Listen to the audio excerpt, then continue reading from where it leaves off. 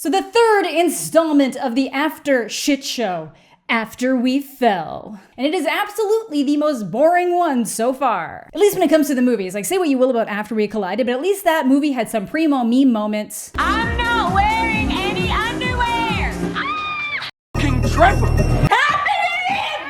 Like, it seems wrong that I'm complaining that their relationship wasn't as much of a shit show this time, but like, here we are. Look, if I'm gonna be covering this stuff, at least give me something interesting to work with. But I think this video is going live on Halloween, so I hope you all like my costume. Half-assed Kristen Stewart at the Telluride Film Festival. You're welcome. And if I still sound sick, that's because I didn't actually have a cold. It was a bacterial sinus infection that spread into my chest, so now I'm on some like primo antibiotics. Before a recap, this is the third installment of the After series, and if you're unfamiliar, you should watch my first two videos where I go through both the movies and the books that those movies are based on, which I'm going to be doing again here today. But it's another one of those series that's based on fan fiction. The movies are actually produced by Wattpad Studios. But instead of being like fan-written stories about fiction, it's like fan non-fiction fiction. Basically, the author wrote a fan fiction where her self-insert character ends up with Harry Styles of One Direction. And then all the other One Directioners are along for the ride. So Harry is now Hardin, Zayn is Zed, and so on. By the time it's reached the movies, the only thing that really remains is the British accent, but for some reason, his accent seems so fake that other British people think he's not British, but he is. It's the most interesting thing. Anyways, this fanfiction is long. Like, these books are thick, like way more so than they need to be. So much is slammed into these puppies that major plot points from the books are just completely omitted from the movies because there's just no time for any of it. So by the time we get to the third movie, those plot omissions have now caused major strays in the overall story. But some of the things they choose to leave out of the movies, holy shit, truly something that could only exist in fanfiction. But even if they had followed things as closely as they could, something would still have to get cut because this book is 848 pages. Even when listening to it at 3 times speed and reading along at the same time so my brain can actually process the words, it took over 8 hours to finish this book. That's more than a traditional work day when it's already been sped up 3 times. And to get through this behemoth of a story without wanting to put my head through a window, I turn to the power of today's sponsor, Audible. Audible is the leading provider of spoken word entertainment and audiobooks. From new releases to podcasts to memoirs and guided meditation, Audible has you covered with thousands of titles. Audible is one of the most useful sponsors for this channel because it lets me get through stories faster while still taking care of daily responsibilities so I can get these videos out to you without my life falling apart. But I even love it in my downtime. I've been traveling a bunch for work-related opportunities the past couple months, and Audible makes those flights go by like crazy. I currently recommend Truth of the Divine by Lindsay Ellis. If you're someone who has long commutes, wants to make it through more stories, or just like having something to play while you're working, Audible is a fantastic choice for you. With Audible, you get 1 credit every month to use on any title of your choice, including new releases that you get to keep for life. The membership also includes access to their Audible Plus catalog, which provides members with unlimited access to select audiobooks, podcasts, guided wellness programs, Audible originals, sleep tracks, and more at no additional cost. So if you want to try out Audible for yourself, head on over to audible.com/Jedi or text Jedi to 500 to get 30 days completely free. So yeah, book was long as hell, and obviously things were gonna get left out. But the first thing a lot of people will likely notice is that some of the beloved characters from before are now played by different actors or just not here at all. See, they decided they were filming this movie and the fourth one because yes, there's a fourth one and some other stuff coming down the line,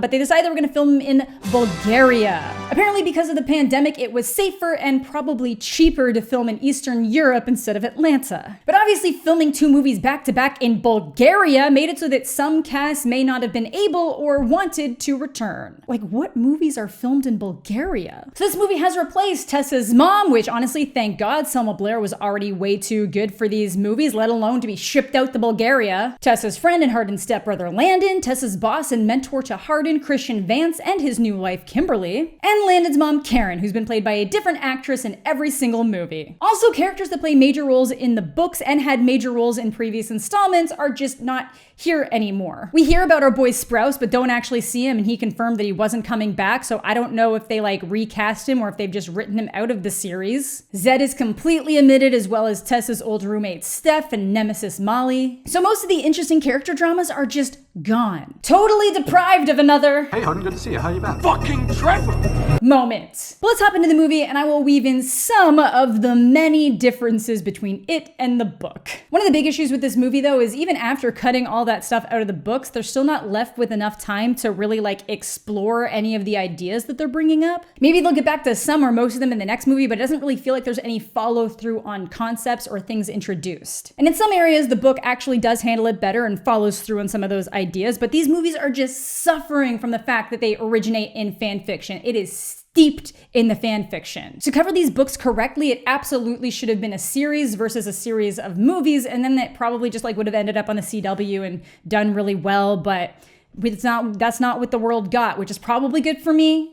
Probably. This movie feels like it exists specifically to set up a bunch of plot points that might get executed on later, except unlike Dune, it wasn't interesting or good. Even audiences weren't impressed with this stinker. So let's start with where we left off, but a quick little aside, when I was going back through my last video just to make sure I remembered all of the insanity of the plot points, I realized that Tessa's ex Noah is Theo from You Season 3. Worlds colliding. Anyways, after a huge fight with Hardin, who then runs off back to London, Tessa asks to be transferred to the Seattle campus of WCU and continue her paid internship at Vance Publishing, the company that is owned by Hardin's mentor. Really getting that space she needed. In the movie, I think she's offered the job and the opportunity to move, and they say they'll cover her tuition and living expenses and still give her paid internship work as a first-year university student, which is stupid. But eventually Hardin comes around, he comes back, they make up, he gets yet another ugly and terribly composed tattoo, and a homeless man stumbles into them, and it turns out it's Tessa's father who's been missing or just out of her life for 9 years. So this movie starts off with a flashback to the day that Tessa's mom kicked her dad out of the house for being an alcoholic. Then cuts to the three of them having a meal together where Hardin is obviously concerned that he's just going to hurt her again because he fucked off for 9 years and steal their stuff. And if you think that's going to be the major drama of this movie,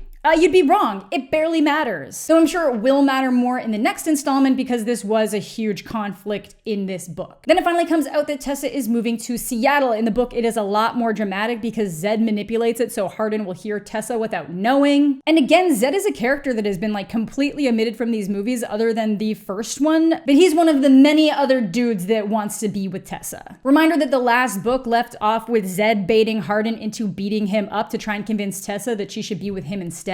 He's also the one that had the bet going with Hardin to see who could sleep with Tessa first, so he's always trying to be this good guy, but he's super manipulative. Honestly though, so much insane shit happens in these books that I always forget that the whole thing started with a sex bet. And if I can forget about sex bet, just like imagine how bad the other stuff has to be. But again, none of this is gonna matter for the movies because they wrote him out. And even though Tessa leaving is something that easily would have set Hardin over the edge before, it's a pretty mild fight, especially since he's hellbent on not going to Seattle and wants her to go to London after he graduates, even though she's still a first year. Oh God, a shitty fly-looking tattoo is creeping out of his shirt. Ugh. Again, there's just so much context in the last couple parts, so you should definitely watch the first two before you watch this one. My videos, not the movies. Like, he is upset, but he doesn't completely fly off the handle, but he does go for a drink with Tessa's dad, which is obviously a horrible choice because he's an alcoholic and Tessa would definitely prefer her boyfriend not enable that or fall into similar patterns. But a lot of this story, especially in the book, turns into this like parallel where Hardin is very similar to her dad. He's the kind of guy that drinks to avoid his problems. And if he keeps being the way he is, he's probably gonna wreck his own life even more than he often already does, but then also turn Tessa into the same kind of bitter woman that her mom is. It's Wuthering Heights again! Hardin even ends up starting a bar fight with someone who was perving on a picture of Tessa. So not exactly the way she wanted them to bond. But she still has sex with him, cause of course she does. So at this point, 50 Shades has ruined ice cream for me, and After is now ruining just plain ice, so like, who's gonna ruin cream?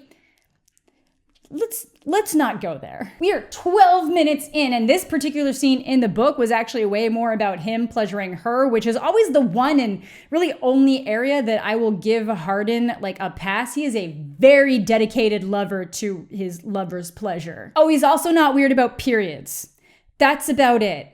Really bare minimum stuff here. Oh, he's gonna get pissed and chuck a lamp at the wall every now and again, but at least he's not weirded out by your bodily functions. God, I can't get over how horrendously shitty that tattoo is. Holy fuck? Now, when her dad gets picked up the next morning, it seems like it's by a fairly jovial looking pal of his. But in the book, Hardin can tell that this person is into a lot more than alcohol and that her dad might be too. But lingering here would just take away from them bickering about Seattle more. And Hardin's main logic about not wanting to go is because he's not about that flashy life. Is Seattle flashy? Making it sound like downtown Vegas. And he wouldn't have anything there, but he is completely willing to ask Tessa to move to a different continent where she has no friends or family or job, while Hardin, if he moved to Seattle, would have Vance, who's been his like lifelong mentor, friend of his mother, and literally just in a different city in the same state. He also hates all of his old friends, so why stick around? But he's also lying about not having anything. Kimberly let slip that Vance essentially offered Hardin any job he could want, so he absolutely would have something to move for. And if you're wondering why this mentor figure would just pretty much offer Hardin the world, I'm pretty sure it's because he's his real daddy. Definitely talked about that in the last installment, but we'll get there. But because that apartment that Tessa had gotten in touch with to move to in Seattle never called back, Kimberly says she's more than welcome to move into her and Christian's place. Yay, you get to live with your boss, woo! So Tessa obviously calls Hardin out on lying about not having anything in Seattle. But to be fair to him, when he got that offer, it would have been before he knew that Tessa was planning on moving there, so like it would just make sense. And once again, they realize if they just spoke to each other about things, like these issues wouldn't happen as much. But Tessa's always hesitant because Hardin always blows up from like literally nothing and emotionally destroys her. And she got the offer to move when he was in England ignoring her. 6 months they've been at this. 6 months. At this point in the book, I got the vibe that Hardin sabotaged the apartment, and we get that confirmation later. He called the realtor and specifically said that Tessa doesn't pay rent and trashes places, and she only found out when she overheard him trying to fix it on the phone. See, that's the type of drama I was expecting from this installment, but it's like the filmmakers were like, oh, well, like maybe we don't need them to be that dysfunctional this time, but like that's why people are watching. But it's time for a nice little trip with Hardin's family, where Tessa starts expressing second thoughts about moving because of everything going on with Hardin, but thankfully Landon's like, no, you've wanted a job in publishing in Seattle since I met you. Get your ass there, dummy. And she has a nice moment with Hardin, and it seems like things might all work out. Until they go to a restaurant and Hardin runs into a girl he knows named Lily, and Tessa's jealousy is palpable. But Hardin still sits with her for a bit. In the book, he only meets her when he gets down there. She happens to be the daughter of like Ken, his dad's friend. He quickly finds out she's gay, but still uses her to flaunt in front of Tessa to make her jealous. Until he thinks his waiter is flirting with Tessa, so Hardin asserts some dominance and bumps into him and makes things awkward. But still probably not as awkward as Tessa needing them to like whip up some more basic pasta off menu. The cedar plank salmon is our specialty.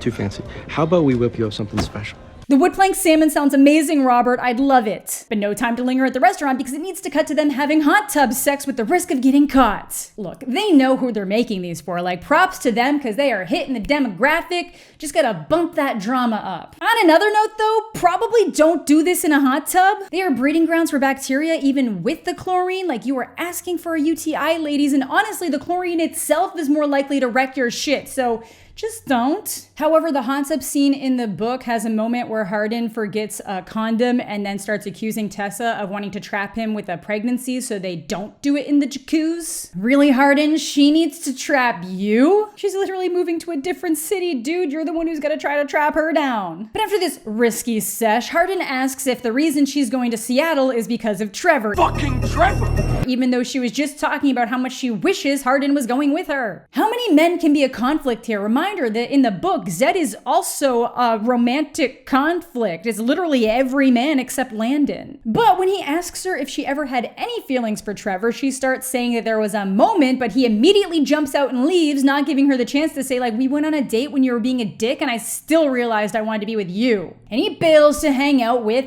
Lillian, which he makes sure Tessa knows in a way to make her jealous. So Tessa goes to get a drink with Landon and runs into Robert, the waiter, where of course Hardin shows up. The fucking drama of this shit. Like, they just need to commit. We should probably leave now. I don't really want to go. See, that's what you get for trying to make her jealous, Hardin. So as she's walking Robert out, he's like, hey, if you're ever in NYC, here's my number. And that seems like it might be likely because that's where Landon's gonna be moving. So like maybe they're trying to write in some drama there because they wrote out Zed. In the book, this turns into a huge fight where where Hardin once again emotionally destroys Tessa for pointing out their fight cycle. It seems you've forgotten how it really goes. You throw a fit over something I say, you walk away, and I only come after you so I can you. And you, he adds with a sinister glare, you always let me. Hardin, what is wrong with you? Lillian is actually a voice of reason in the book, telling him, like, stop being a goddamn idiot that says hurtful things and treats her like property. And we get none of that in the movie. Though Tessa also flirts with Robert a lot more as all this is going down. It's a fucking mess, I'm telling you. Like, this is the mess I was expecting from the movie. In the film world, they're mostly chill until Hardin finds the phone number and blows up at her. You don't get to choose who I have as friends. They don't want to be your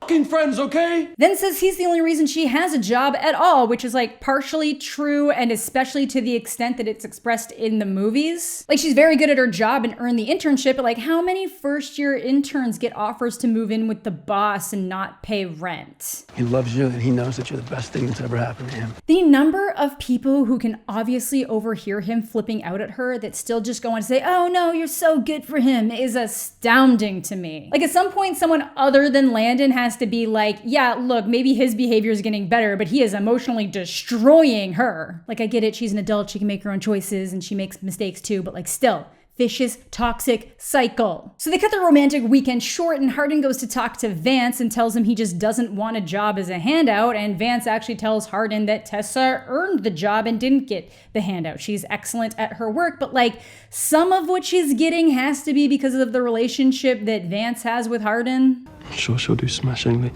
That was smashing. You can't set me up like that. Though the book will do little to prove to me that Tessa has earned this, because she is constantly bailing on work for Hardin-related shenanigans. But it's fine. In the book, Hardin's dad actually recommends therapy.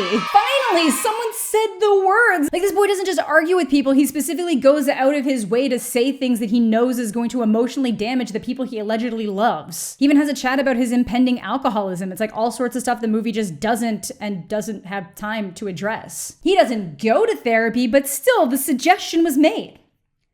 I need therapy. So he realizes he's been an idiot and goes to talk to Tessa, but she's already gone to Seattle. In the book, however, he basically boots her out and says she's got to find somewhere else to stay for the weekend until she moves to Seattle, and they've essentially broken up. So she calls her old roommate Steph so she can stay in that bed that she used to have in the dorms. Now there's a going away party that happens here in the book, and it's all being organized by Steph, who hasn't been a great friend up until this point, but still a better friend than most of the people in this group, including Molly, who was on the receiving end of this.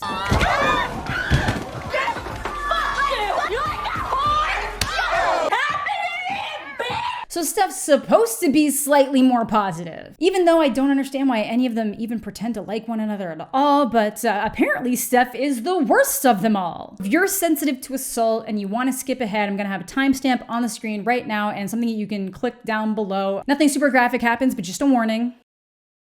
Because she gives Tessa a new drink she made especially for her, and it's drugged. And Zed seems to immediately realize that whatever was given to her was drugged and is super concerned about her being invited by Steph, but when he goes to try to figure out what's up, the effects start to kick in on Tessa, which is when she gets brought upstairs by Dan. And when she thinks Steph comes in to help her, she's like a completely different person. You were too busy being a whore going back and forth between Zed and Hardin to realize that I've actually always despised you. Don't you think if I really gave a shit about you, I would have told you that Hardin was only dating you to win a bet? Don't you think a friend would have warned you? This is where the fan fiction truly shines through, because real people don't act this way. So for those of you who don't remember, in the last book, it was basically revealed that Hardin has frequently done these see who can sleep with a girl faster bets. And one time he recorded himself having sex with somebody's younger sister and then sent that person the video, and that brother was Dan, aka the person that is in the room with Tessa right now. Why? Your asshole boyfriend taped himself fucking my sister, that's why. So this is some sick revenge. Dan is gonna record himself committing a felony on a girl who is drugged and then send it to Hardin as revenge.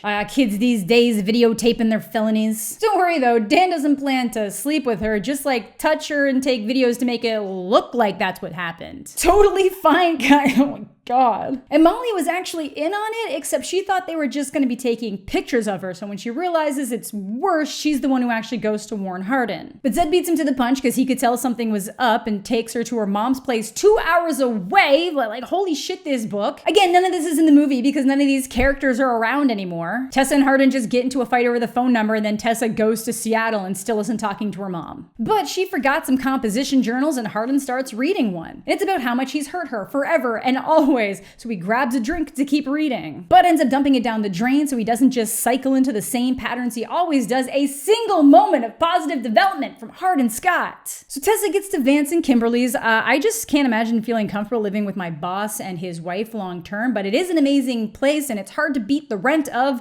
free. But she's having a hard time settling because Hardin hasn't tried to reach out and the people there are just randomly super rude. So she eventually breaks and tries calling him, and then hears a woman in the background and hangs up, but it turns out it was his trainer. Seems like he's gotten super well adjusted in the past few days, redirecting his anger into kickboxing classes, with Landon of all people giving up on drinking. In the book, they're still not talking, and Trevor is of course in the office, but he's not in the movies anymore because Dylan didn't reprise the role, and it doesn't look like they recast him unless something changes in the next movie. Again, this movie just sucked out all the fun conflicts. There's like no Sprouse brother, there's no shitty friends, no Tessa yelling.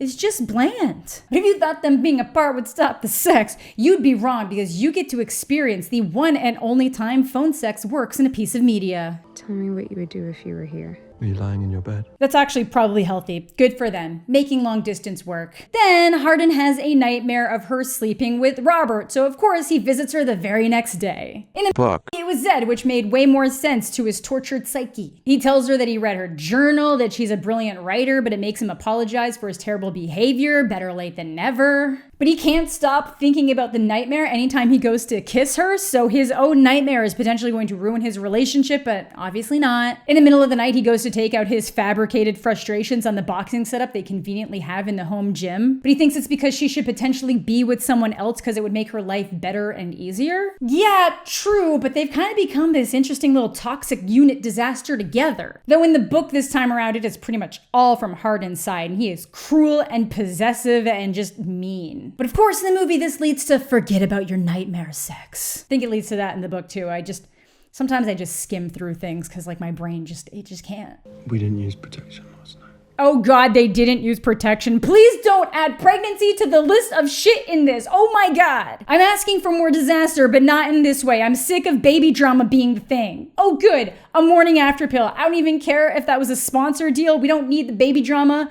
I don't even think that's a real brand. Either way, good job, movie. When I tried to look up Provent, it just thinks that I'm spelling the word prevent improperly. So it's like, how to prevent pregnancy. But Hardin's gonna get back for classes, and it looks like their apartment was broken into, but it was obviously Tessa's dad who stumbled in a bloody mess because he owes someone $500, so Hardin gives him a watched upon. So yeah, a lot more going on with him than just alcohol. In the book, his buddy that picked him up the other day is actually in the apartment at that time beating the shit out of him. So Hardin knows that Tessa's dad is both on drugs and in debt because of them. In the movie, Tessa goes to finally get herself some birth control where the doctor says something is wrong with her cervix that could prevent her from getting pregnant at all. But I bet that's just gonna be set up for them like being a little bit careless and she gets pregnant, but I guess we'll find out in the next one. But with all the excitement, Hardin does eventually decide he wants to be in Seattle with Tessa, but he's gonna have to wait 2 months until graduation because it's too close to the end of the year to like orchestrate the transfer. But he goes back to Seattle for an event that Vance is throwing to tell Tessa that he does plan to move and that he's booked them both tickets to his mom's wedding in England. And while they're there, Hardin lets Tessa's dad stay at their apartment. We won't see him again for the duration of the movie. In the book, it turns into a thing where Chad comes by looking for him and Tessa realizes what's up but is in denial and wants to get Hardin's watch back. So Hardin calls her mom and that obviously turns into a bigger mess. But in London, Hardin goes like wandering around town while Tessa is out shopping with his mom, and there's this scene where like an entire group of people outside the pub just know who Hardin is. And it's clearly so we can just be like, oh no, sorry guys, better not, because he's cutting back on the whole drinking thing. But like really a whole group of people just randomly outside a pub know him? Damn, there's only 14 minutes left of this movie for things to get interesting because this is pretty damn bland. The last one wasn't deeply interesting, but again, we had some shit show moments that made up for it. I'm not wearing any underwear. Fucking Trevor! And yeah, there's the shit show. Hardin walks in on his mom having sex with Vance the night before her wedding. And Vance has a baby on the way with his brand new wife. In the book, I don't think Kimberly is pregnant, but for some reason in the movie she is. So I'm like, oh man, they're finally gonna reveal that he's the dad. He almost does it, but then it doesn't happen. So Hardin breaks down, clearly upset with his mother for obvious reasons. But holy shit, the mom still gets married, and Kimberly is there too and seems to know what happened and still went with him. I could not have anticipated that the disaster would have centered on everyone other than Hardin and Tessa. Still boring, like at least in the book, the future husband stumbles in on the scuffle and knows what's up. So Vance asks Hardin to meet him at a hotel bar where he reveals that he's his real daddy, while Kimberly is telling Tessa the same thing. And it all ends with "Don't Let Me Go" by The Fray, Tessa's favorite band. Again, say what you will about Twilight and Stephenie Meyer, but at least Stephenie Meyer likes good music. So Tessa and Hardin reunite in supportive fashion because for once the drama has nothing to do with their relationship. To be continued. Because they filmed them back to back, so it's already confirmed. Yay, I can't wait. I actually hope it'll at least be interesting because this one was bland. The book literally cuts after Hardin finds out that Vance is his father, and like that's an ending. My God, this movie sucks. Half of the fun of this series is being horrified at how exhausting and terrifying their relationship is. And yeah, I'd like some resolution eventually, because otherwise what has this all been for? But like if you want to speed things up, at least make things interesting. Bring in some better outside conflicts if you want Hardin to start being more like mature. The book has all the drama I mentioned and then like more, like there's all this weird stuff where like Lily's dad, who's Vance's friends, having a mistress, and then she's actually the one who lets slip that Vance is Hardin's real dad. Tessa getting drunk and dancing on top of a bar at the encouragement of Lily's girlfriend Riley, who's just randomly around for a bit. 2 girls at Vance Publishing that hate Tessa because they know she's with Hardin. Stuff with Trevor. It's a lot. Obviously, it was 848 pages. And so much of it is the same, with Hardin just going back and forth between being loving and controlling to cruel and then love bombing her and trying to control her some more. But hey, still more entertaining than this movie. So that is gonna do it for After We Fell. I, for one, just can't wait to see where this is gonna go next, because this one was the stinker of the bunch, which is saying a lot. If you're a fan of this series, let me know what you thought of this movie, because I personally feel like after reading the book, I would have been even more annoyed with the movie because it was just so bland. Like, be unhealthy, be insane, but don't be boring. Yeah, it's definitely gonna get an official rotten rating from me. But that is gonna do it for today's video. Let me know what you guys are thinking down below. Thank you all so much for watching. Thanks as always to my Patreon supporters. Subscribe to the channel if you're new, leave a like on the video if you're into that kind of thing. I have all my social medias linked down below if you wanna follow me there. Hope you're all having a fantastic day. I'm mostly okay, and we'll catch you all later.